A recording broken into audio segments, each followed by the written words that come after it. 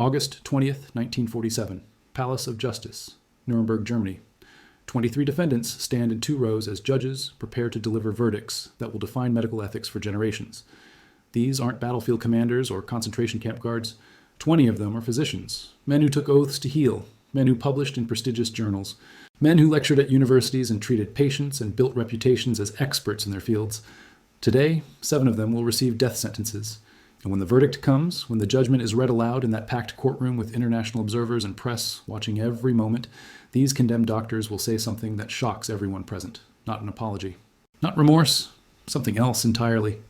And what they said in those final moments reveals a truth more disturbing than the crimes themselves. To understand why these men faced execution, you need to understand what brought them to that courtroom in the first place.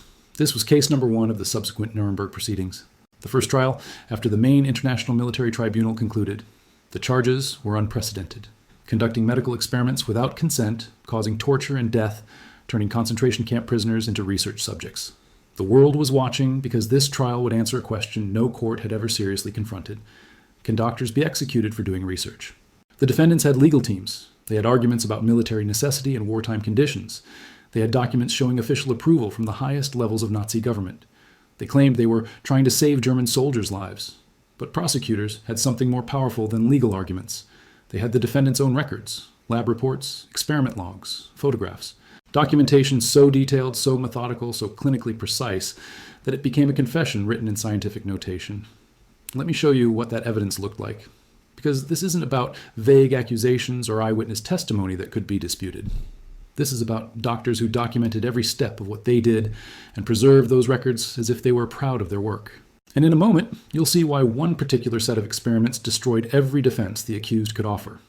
The prosecution team, led by Brigadier General Telford Taylor, entered the courtroom with carts loaded with files, evidence labeled and indexed and cross-referenced. They didn't need to reconstruct crimes. The criminals had already done that work for them, exhibit after exhibit, report after report, each one more damning than the last. Start with this. Between 1942 and 1943, doctors at Dachau concentration camp conducted experiments testing human survival in freezing water. The official justification? Luftwaffe pilots were dying of hypothermia when shot down over the North Sea. Naval crews were freezing to death after shipwrecks in Arctic waters. The military wanted data on how long humans could survive extreme cold and how to revive them. Reasonable question, right? Except for one detail. The research subjects were prisoners, men who couldn't say no. Men who were told they were being transferred to work assignments and instead found themselves stripped naked and submerged in tanks of ice water while doctors stood by with stopwatches and thermometers. Here's what the experiment protocol looked like. Prisoners were immersed in water cooled to near freezing, sometimes as low as 2 degrees Celsius. Medical staff monitored vital signs, body temperature, heart rate, respiration. They recorded the onset of unconsciousness. They documented muscle spasms, respiratory failure, the precise moment when the heart began to stop. Some prisoners died in the tanks. Others were pulled out just before death and subjected to various revival techniques, hot baths, heated blankets, forced body-to-body contact with female prisoners. The doctors wanted to test which method worked best. At least 90 prisoners were used in these experiments. Between 30 and 40 died. And here's the part that sealed the defendant's fate. The lead researcher, Dr. Sigmund Rascher, wrote detailed reports. He took photographs. He created charts and graphs showing the relationship between water temperature, immersion time, and survival rates. He filed these reports with the Luftwaffe Medical Service. He presented his findings at a medical conference in Nuremberg in October 1942. 95 German aviation medicine specialists attended. Several asked questions about his methodology. No one objected to the use of prisoners. Several requested copies of his data. Think about what that means. This wasn't a secret operation. This wasn't a rogue doctor acting alone. This was coordinated research with oversight and approval and interested colleagues. The normalization of turning human beings into experimental material. But here's the detail prosecutors kept coming back to. The detail that broke through every defense argument. Rascher didn't try to minimize deaths.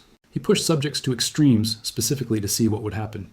He wasn't gathering data to create safety protocols. He was testing the absolute limits of human endurance. How cold can water be before death becomes inevitable? How long can a body withstand freezing before brain function stops? What happens if you rewarm someone too quickly after their core temperature drops below survivable levels? These weren't medical questions. These were curiosity questions. Research for the sake of research, and every single death was documented with scientific precision.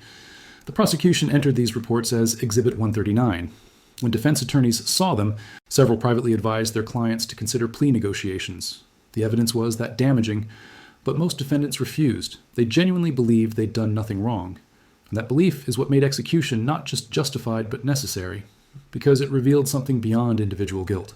It showed how an entire medical establishment could be corrupted when ethics become negotiable. The prosecution knew they had to make the judges feel the weight of what happened. Documents alone, no matter how damning, can become abstract. Numbers on a page.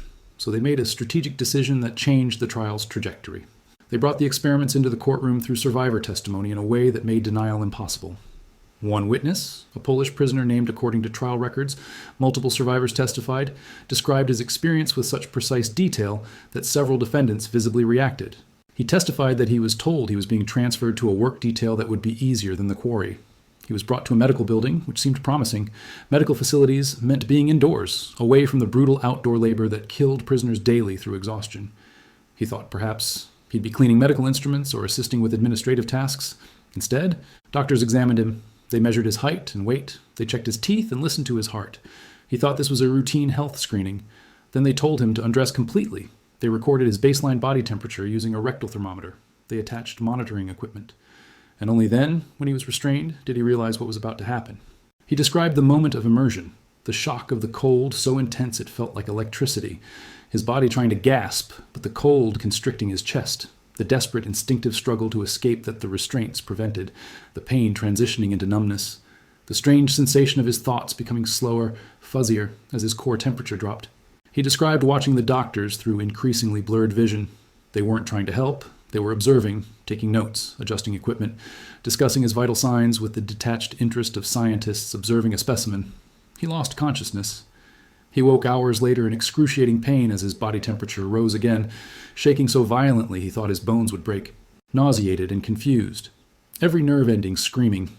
And then, days later, they selected him again, because he'd survived. Because his survival made him valuable for additional experiments, testing whether repeated exposure affected survival rates. The courtroom was silent during this testimony. The judges didn't interrupt. The prosecutors didn't ask follow-up questions. They let the witness speak until he finished. And when he did, when he described watching other prisoners go through the same process and never wake up, several people in the gallery were visibly shaken. The freezing experiments had a paper trail that led straight to the top of Nazi medical hierarchy. Prosecutors didn't just have Rascher's reports. They had correspondence with Heinrich Himmler's office. They had funding requests approved by Reich health officials. They had procurement orders for equipment signed by SS administrators. They had the conference attendance list from that October 1942 meeting where Rascher presented his work. Each document added another link in the chain of responsibility. And here's what made the chain unbreakable. The documents showed enthusiasm. Letters where Rascher volunteered for the assignments. Responses from superiors praising his dedication. Requests from other doctors asking if they could conduct similar research at other camps. One letter, dated September 1942, shows Rascher writing to Himmler requesting additional prisoners for experiments. He notes that some subjects died more quickly than anticipated, and he needs more to complete his data collection.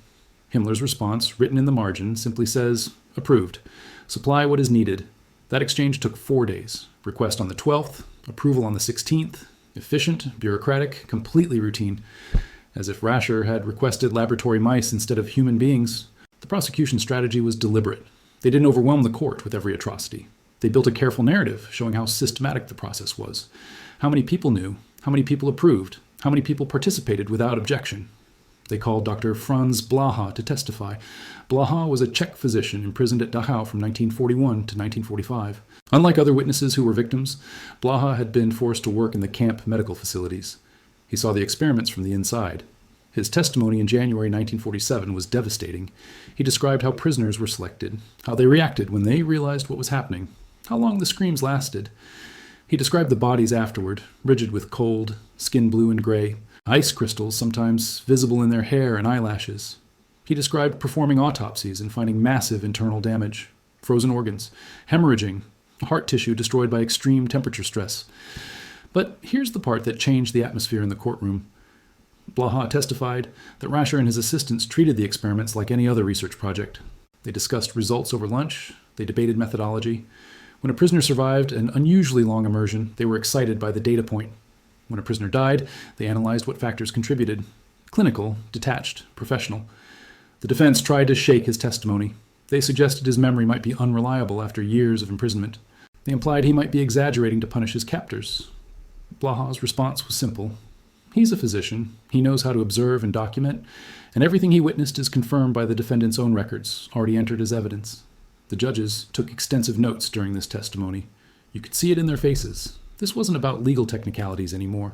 This was about confronting what happens when medical training gets disconnected from human empathy. But the freezing experiments were just one category. The prosecution had more, and each new exhibit made the pattern clearer. These weren't isolated incidents. This was systematic transformation of medicine into something unrecognizable. The court heard about high-altitude experiments, also conducted by Rascher. Prisoners placed in decompression chambers simulating conditions at 70 Zeruhuzern feet. The goal? Test how long pilots could survive at extreme altitude without oxygen. The method? Depressurize the chamber until subjects lost consciousness, then document how long until death occurred. Autopsies showed ruptured lungs, massive brain hemorrhaging, tissue damage from explosive decompression. They heard about malaria experiments. Prisoners deliberately infected to test experimental drugs. Hundreds infected. Many died. The research produced no viable treatments. They heard about sulfanilamide experiments. Prisoners given wounds deliberately infected with bacteria, then treated with various drugs to test effectiveness.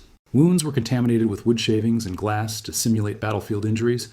Many died of gangrene and sepsis. Each experiment had the same features: official approval, military justification, meticulous documentation, and complete absence of consent, no consent forms, no volunteer agreements, no ability to withdraw.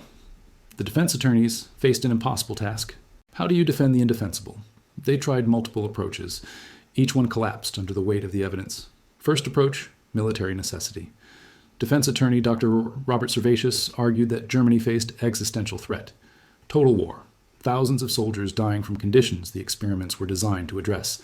Harsh methods, yes, but potentially saving far more lives than were lost in the research. The prosecution's response was surgical. They brought in expert witnesses, American and British military physicians who specialized in the same fields. These experts reviewed the experimental protocols and tore them apart methodically. One U.S. Navy physician testified about hypothermia research conducted by Allied forces during the same period. He described protocols using volunteers, service members who understood the risks and could stop participation at any time. Safety measures that prevented subjects from reaching dangerous temperature levels. The data gathered was reliable because the methodology was sound, and no one died. He then reviewed Rascher's reports and identified multiple critical flaws: inconsistent water temperatures between experiments, failure to control for subject health status, variations in timing and rewarming procedures that contaminated the data.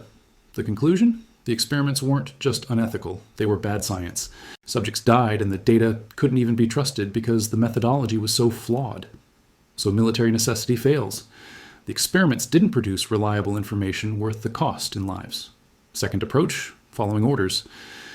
Several defendants claimed they had no choice.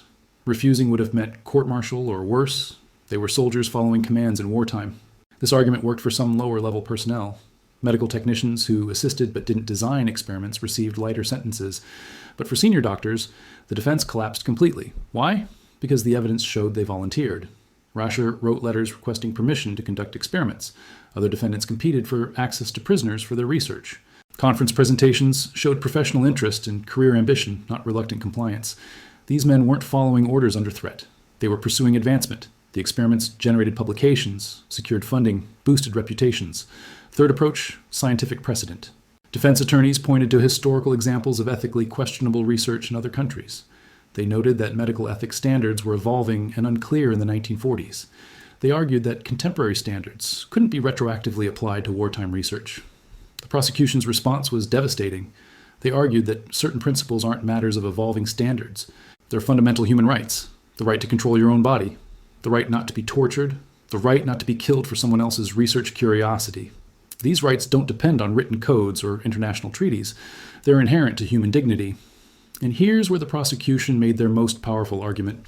They pointed out that even by Nazi Germany's own standards, the experiments were criminal. German medical ethics guidelines from 1931, still technically in effect, required consent for experimental procedures. The defendants had violated their own government's regulations, let alone universal human rights principles.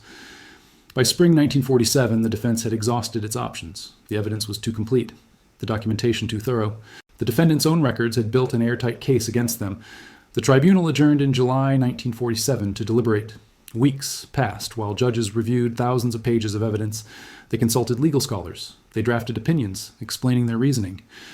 Because they understood this verdict would set precedent for decades. They weren't just deciding guilt or innocence. They were defining where the line is, what medicine can never do, what no emergency can justify. The judges faced questions that had never been properly answered in international law. Can doctors be prosecuted for experiments conducted under government authority? Do the Geneva Conventions apply to medical research? What standards govern human experimentation when no written code exists? The prosecution argued that certain acts are crimes regardless of whether specific laws prohibit them, that forcing prisoners into deadly experiments is murder, even when documented as research, that fundamental human rights exist independent of national laws or military orders. And the evidence from Dachau made that argument impossible to ignore, because Rascher's reports showed premeditation. They showed doctors making calculated decisions over months. They showed systematic killing dressed up in scientific language. They showed the complete corruption of medical purpose. August 20th, 1947. The courtroom fills early. International press, military observers, survivors hoping for justice, legal experts ready to analyze every word of the judgment.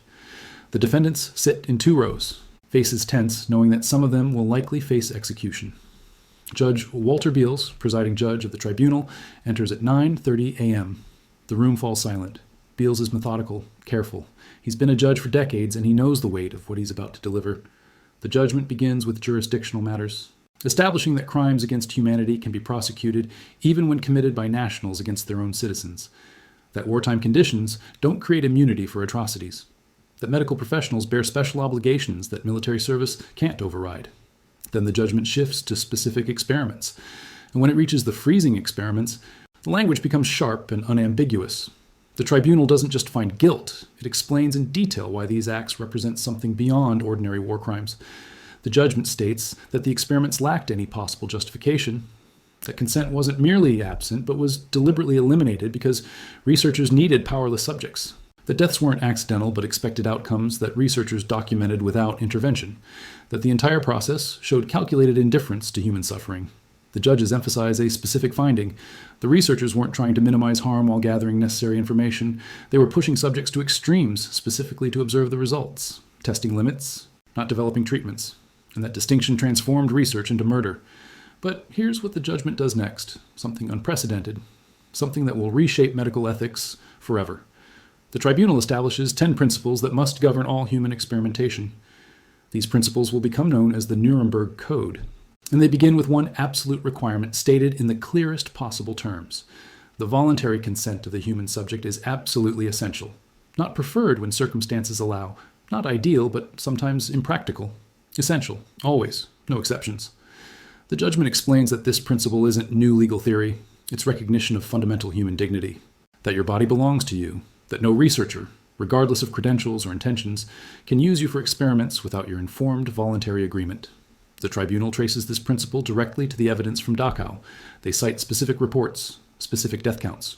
They explain that Rascher's meticulous documentation showed exactly what happens when this principle is abandoned, when prisoners become specimens, when death becomes data, when the entire apparatus of scientific research operates without the one safeguard that makes research ethical. Now comes the sentencing phase, the moment when legal judgment becomes moral reckoning. Judge Beals reads through the defendants one by one. Some receive prison terms, some receive life sentences, and 7 defendants hear the words death by hanging. Karl Brandt, Hitler's personal physician, Reich Commissioner for Health and Sanitation, the most senior medical official on trial, guilty, death by hanging. Rudolf Brandt, Himmler's administrative chief of staff, coordinated prisoner transfers for experiments, guilty, death by hanging. Joachim Rugowski, chief of hygiene for the SS, oversaw multiple experimental programs at concentration camps, guilty, death by hanging. Wolfram Sievers, Reich business manager of the Ahnenerbe, the SS research organization, facilitated experiments across multiple camps, guilty, death by hanging. Victor Brack, organized the T4 euthanasia program, participated in planning sterilization experiments, guilty, death by hanging. Waldemar Hoven, chief camp doctor at Buchenwald, conducted fatal experiments on prisoners, guilty, death by hanging. Karl Gebhardt, president of the German Red Cross, senior SS physician, conducted sulfanilamide experiments that killed dozens, guilty, death by hanging. The courtroom reaction is mixed. Some observers expected death sentences, others believed life imprisonment would be more appropriate. But the tribunal's reasoning is clear and deliberate. These men didn't just violate ethics, they systematically corrupted an entire profession. They made doctor a word prisoners feared. They turned hospitals into laboratories of death. And they documented everything, intending to publish, to advance careers, to gain recognition for research built on corpses. Now, here's what happened when the sentences were announced. Here's what these 7 condemned men said that shocked everyone present. Not immediately, but in the moments after, in their final statements to the court, in their words as they were led from the courtroom. They expressed no remorse, no acknowledgement that they'd done anything wrong, no recognition that their victims were human beings who suffered and died. Instead, they defended their actions. They justified their choices. They claimed they were serving a higher purpose. According to courtroom accounts and later documentation, Karl Brandt's statement captured what multiple defendants expressed. He reportedly said words to this effect: "I am convinced that I serve my people with a clear conscience. I did what I believed was necessary for Germany. Not I regret the suffering, not I wish I had made different choices, not I'm sorry. Instead, justification, self-righteousness, the belief that national interest overrode individual human rights." Other defendants echoed similar sentiments. Rogowski reportedly maintained that his work was scientifically valuable. Sievers claimed he was following legitimate orders. Several defendants suggested that history would vindicate them once people understood the pressures Germany faced. This reaction, this complete absence of moral recognition, confirmed why the tribunal chose execution over imprisonment, because it revealed that these men still didn't understand what they'd done wrong. Even after months of trial, even after seeing the evidence laid out in excruciating detail, even after hearing survivor testimony and expert analysis and legal arguments, they still saw themselves as professionals who made difficult but necessary choices. They still didn't see their victims as fully human. And that mindset, that ability to justify atrocity through abstract rationalization, represented a danger that imprisonment couldn't contain.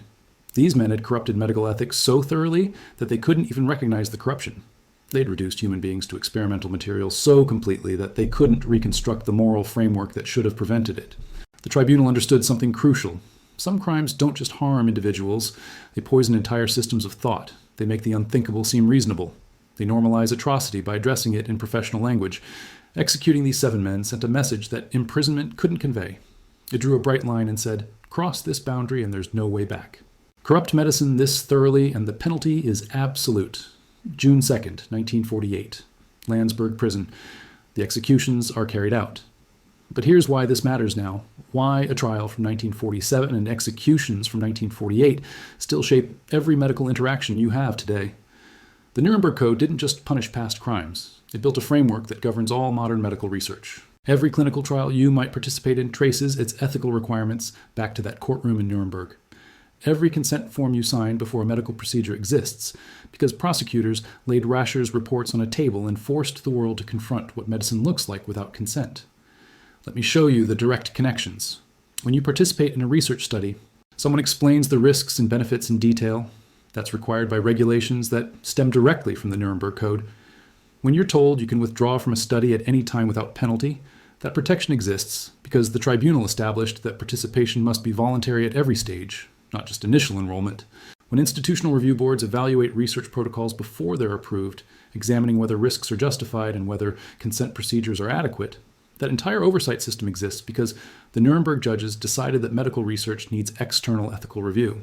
That researchers can't be trusted to police themselves because ambition and curiosity can override ethical judgment. The principle is elegantly simple. Your body belongs to you. No doctor, regardless of qualifications or research importance, can use your body for experiments without your informed, voluntary consent. Period. No exceptions for military necessity. No exceptions for potential benefits to others. No exceptions for government authorization. That principle seems obvious now. In 1947, it existed in various forms in medical ethics discussions, but it wasn't codified in international law. It became law because prosecutors showed what happens when it's abandoned. But the legacy is complicated, more complicated than most people realize. Because after the war, questions emerged about what to do with the data. Rascher's freezing experiments, despite their fatal methodology, generated information about hypothermia that didn't exist elsewhere. Some military researchers quietly wondered whether the data could be used to develop better cold water survival protocols. After all, the victims were already dead. Using the data couldn't harm them further, and it might save lives in the future. This question provoked intense ethical debate. Some argued that using Nazi experimental data would validate the methods that produced it, that it would suggest the experiments had value, that it would dishonor the victims by treating them as sources of useful information rather than as human beings who were murdered.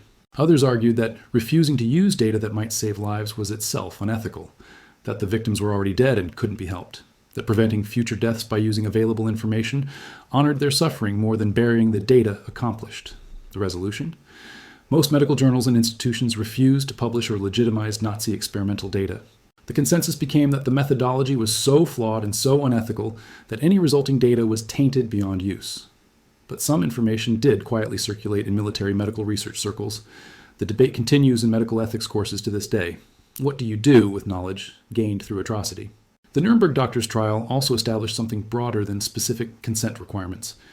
It established that professional credentials don't provide immunity from prosecution, that I'm a doctor following scientific protocols isn't a defense for harming people, that medicine has boundaries that can't be crossed regardless of potential benefits. Think about why that matters. Medical professionals hold tremendous power. They have knowledge most people lack. They make decisions that affect life and death. They have access to vulnerable people. That power requires constraints, ethics, oversight, accountability. The doctors at Nuremberg argued that they were qualified professionals making expert judgments, that lay people couldn't understand the complexities of medical research, that military and scientific authorities had approved their work. They expected professional deference. The tribunal rejected all of that. It said that ethics aren't negotiable through expertise, that professional judgment must operate within moral boundaries, that no amount of medical training justifies treating human beings as experimental material. This principle now governs medical practice worldwide. Doctors can be prosecuted for violations of patient rights. Medical licenses can be revoked for ethical breaches. Professional organizations enforce standards that go beyond legal minimums. None of that was certain before Nuremberg. The trial established that medicine is accountable to universal human rights, not just professional guild standards. But here's what the trial couldn't answer. How did licensed physicians, men trained to heal, cross the line into systematic murder? How did educated professionals convince themselves that turning prisoners into experimental subjects was acceptable? What psychological process allowed them to watch human beings die in agony and treat it as data collection? These questions matter because the risk didn't end in 1945. History shows repeated examples of medical ethics violations after Nuremberg.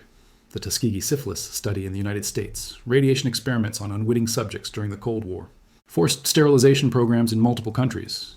Each case involved medical professionals who convinced themselves that their actions served a greater good. The common thread? Dehumanization. Treating certain groups as less than fully human. Prisoners, racial minorities, the mentally ill, the poor.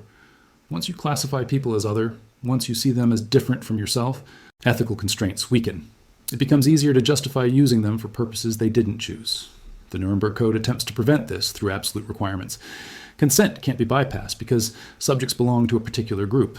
Vulnerability doesn't eliminate rights. But enforcing these principles requires constant vigilance because the temptations that drove the Nazi doctors still exist. The desire for career advancement, the belief that your research is important enough to justify moral shortcuts, the conviction that you know better than your critics. Let me give you a specific example of how these pressures play out in modern medicine. Clinical trials for new drugs need subjects. Pharmaceutical companies have budgets and timelines. Researchers have career incentives to show results. All of these pressures push toward enrolling subjects quickly and keeping them in trials even when problems emerge. The safeguards developed after Nuremberg create friction against those pressures. Informed consent takes time. Allowing withdrawal reduces sample sizes. Institutional review boards slow down research. Safety monitoring increases costs. Every one of these requirements exists because the tribunal established that protecting subjects takes priority over research efficiency. But implementing those requirements requires people at every level to prioritize ethics over convenience. It requires researchers to turn down funding when consent procedures are inadequate. It requires institutions to halt studies when safety concerns emerge. It requires oversight bodies to enforce standards even when research is promising. The Nuremberg trial showed what happens when those priorities reverse. When research goals override subject welfare. When careers matter more than consent. When the means are justified by projected ends. But here's what makes the Nuremberg Code both revolutionary and controversial. It established absolute principles in a world that typically deals in nuance and exceptions. Medical ethics before Nuremberg often included phrases like when possible or except in emergency circumstances. The code eliminated those escape clauses. Consent isn't required when possible. It's required always. Subjects can't be enrolled unless they object. They must actively, knowingly agree. Research can't proceed if risks are excessive. Risks must be justified by potential benefits, and the subject must be the judge of whether that justification is adequate. These absolute requirements created immediate practical problems. What about emergency medical research, where obtaining consent might be impossible? What about studies involving children who can't legally consent? What about populations, where cultural norms around individual autonomy differ from Western frameworks? These questions generated decades of ethical debate and led to subsequent frameworks like the Declaration of Helsinki in 1964 and the Belmont Report in 1979. But those frameworks built on Nuremberg's foundation. They didn't weaken the core principle. They explored how to apply it in complex circumstances while maintaining its absolute nature. And that absolutism exists because of what the judges saw in those Dachau reports. They saw what happens when you start making exceptions. When you say consent is required except when military necessity demands otherwise. When you create categories of people for whom normal ethical rules don't fully apply. You get prisoners in ice water tanks. You get doctors treating human suffering as data. You get systematic murder dressed as science. The Nuremberg Code says no exceptions. No circumstances that eliminate the requirement. No categories of people who don't deserve full protection. The absolute nature of the principles reflects the absolute nature of the corruption they're designed to prevent.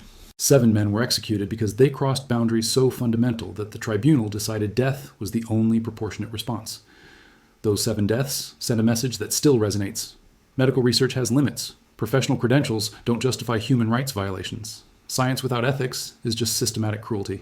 The defendants' final words, their insistence that they'd served a higher purpose, revealed why execution was necessary. They still didn't understand. After months of trial, after evidence and testimony and legal arguments, they still saw themselves as professionals making difficult but justified choices. They still couldn't recognize what they'd become. That failure of moral recognition is what made them so dangerous. Not that they were uniquely evil, but that they were educated, accomplished professionals who'd convinced themselves that atrocity was acceptable when performed with scientific rigor and official approval. The tribunal understood that some corruptions can't be rehabilitated, that some crimes poison the person so thoroughly that they can't be safely reintegrated, that sometimes the only appropriate response is to remove the danger permanently and unambiguously. The executions themselves were carried out with clinical efficiency.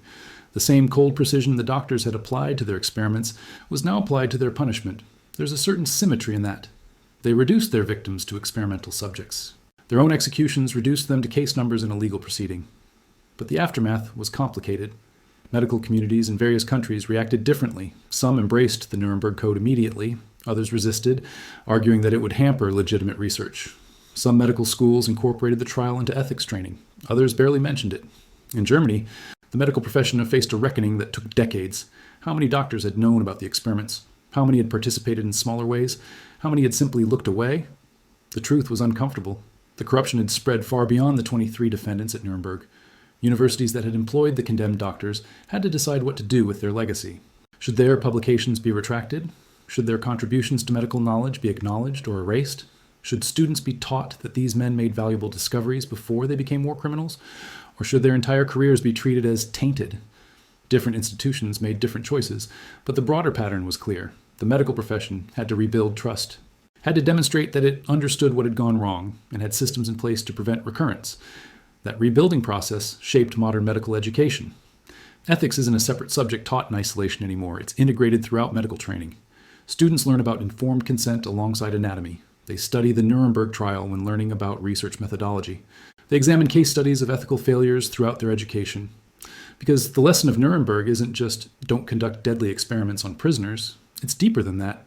It's about recognizing when you're rationalizing unethical choices, when you're prioritizing your career over patient welfare, when you're treating people as means to an end rather than as ends in themselves. The 7 executed doctors were extreme examples, but the psychological processes that enabled their crimes exist in milder forms throughout medicine.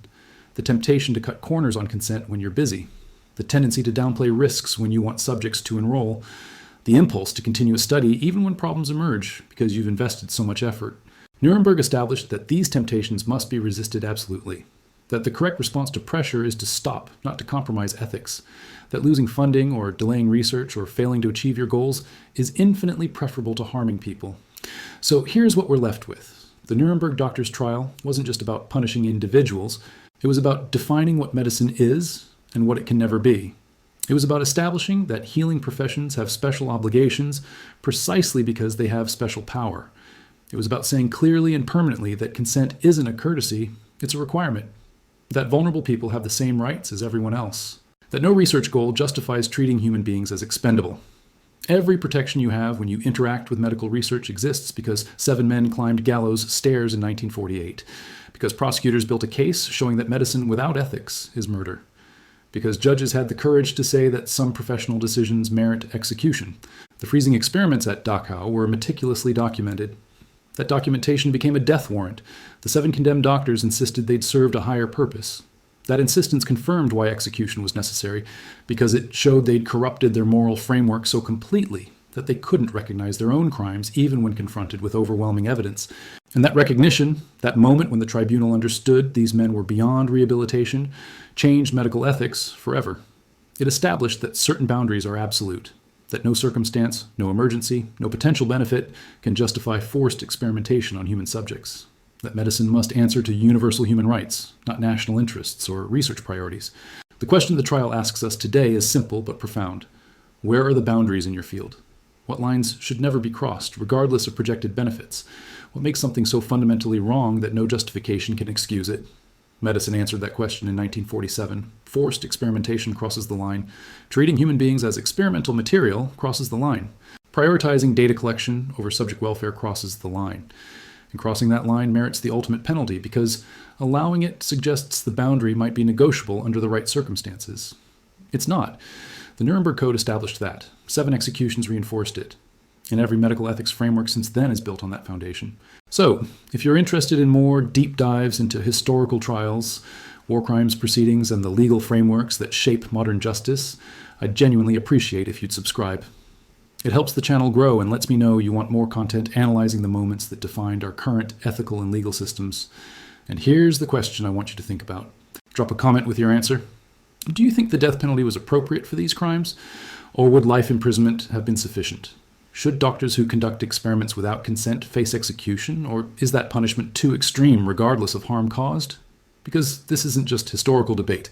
It's a question about what justice means when professionals abuse the trust their positions require. I read every comment, and I'm genuinely curious where you draw the line. This brings us back to where we started. August 20th, 1947, 7 men receiving death sentences, and their response revealing why those sentences were necessary.